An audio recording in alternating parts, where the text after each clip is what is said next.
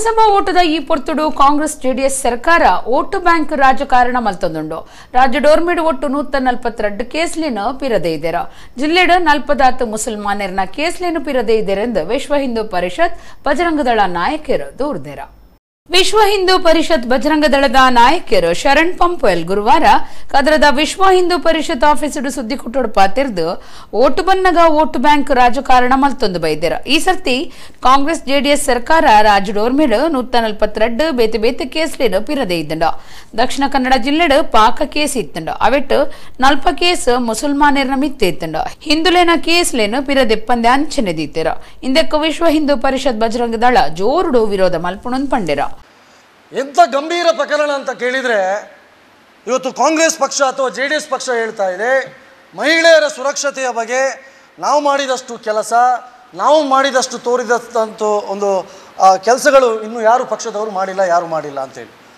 ಆದರೆ ಒಬ್ಬ ಹೆಣ್ಮಗಳ ಅಲ್ಲಿ ಅತ್ಯಾಚಾರಕ್ಕೆ ಯತ್ನ ಆಗಿದೆ,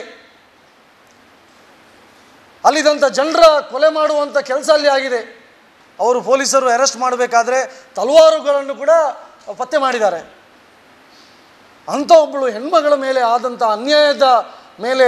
ಅನ್ಯಾಯಕ್ಕೆ ಇದಾದಂಥ ಆರೋಪಿಗಳನ್ನು ಇವರು ಬಿಡ್ತಾರೆ ಅಂತ ಕೇಳಿದರೆ ಇದು ಯಾವ ರೀತಿಯ ನ್ಯಾಯ?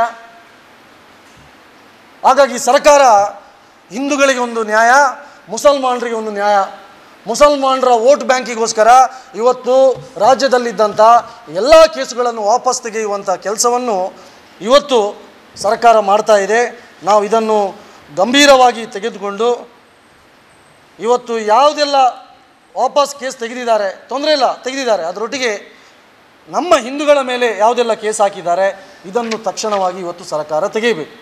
ಪ್ರವೀಣ್ ಕುತ್ತಾರ್, ಮನೋಜ್ ಸುವರ್ಣ, ಶಿವಾನಂದ ಮೆಂಡನ್ ಸುದ್ದಿ ಕುಟ್ಟೊಡಿದ್ದೀರಾ.